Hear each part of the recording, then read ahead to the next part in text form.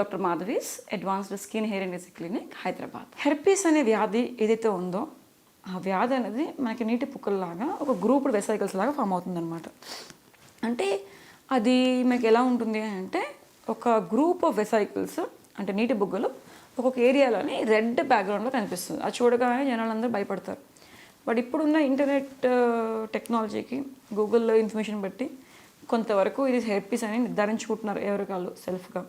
But హెర్పీస్లో different varieties ఉంటాయండి. Herpes simplex, herpes zoster అని ఉంటుంది.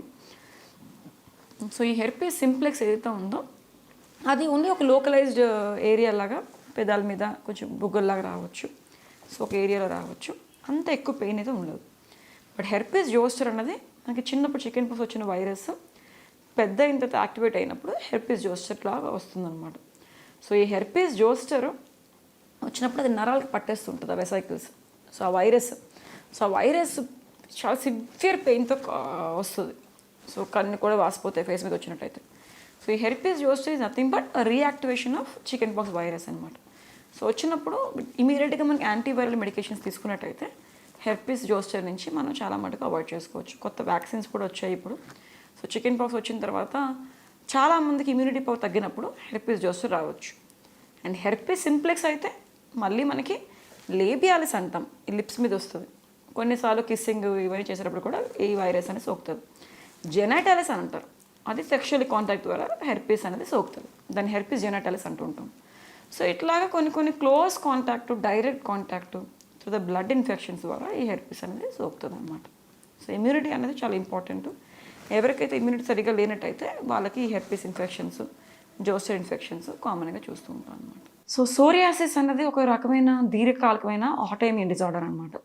సో ఈ సోరియాసిస్ అనేది ఒక పులుసు వ్యాధి అంటూ ఉంటాం తెలుగులో. పులుసు వ్యాధి కానీ పొట్టు వ్యాధి కానీ అంటూ ఉంటాము.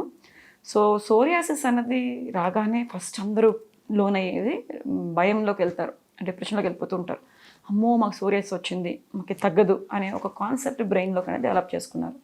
సో ఈ సోరియాసిస్ అనేది ఫస్ట్ అండ్ ఫార్మోస్ట్ థింగ్ మీరు అందరూ గుర్తుపెట్టుకోవాల్సింది ఏంటంటే ఇది అంటువ్యాధి కాదు, ఇది కంటాజియస్ కాదు. సో మీతో ఉండే ఒక కామన్ డిజార్డర్ అనమాట, స్కిన్ ప్రాబ్లం.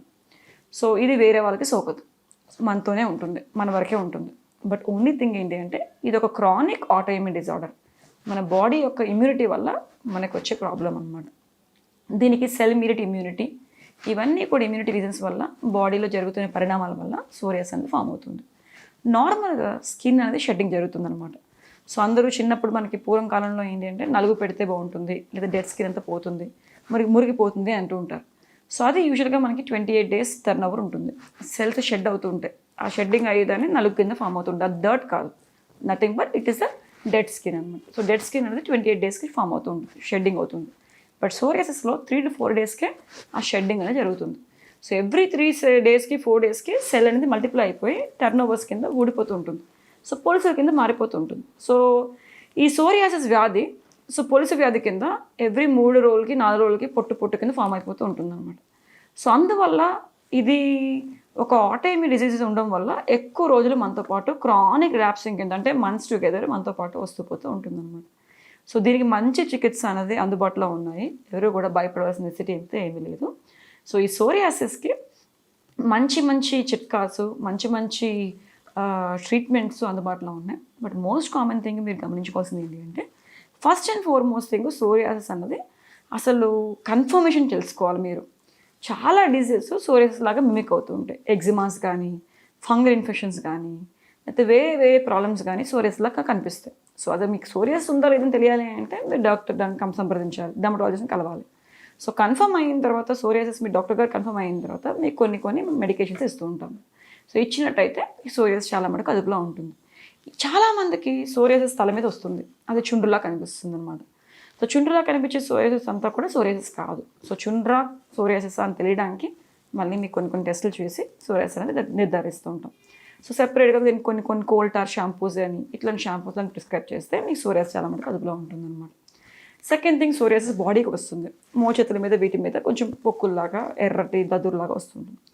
వాటికి మాయిశ్చరైజింగ్ క్రీమ్స్ లాంటి మీరు యూజ్ చేసుకున్నట్టయితే ఆ స్కేలింగ్, ఆ పొట్టు పొలుసు అంతా బాగా తగ్గుతుంది అనమాట. దురద వస్తే దురద తగ్గించే మెడిసిన్స్ ఇస్తూ ఉంటుంది.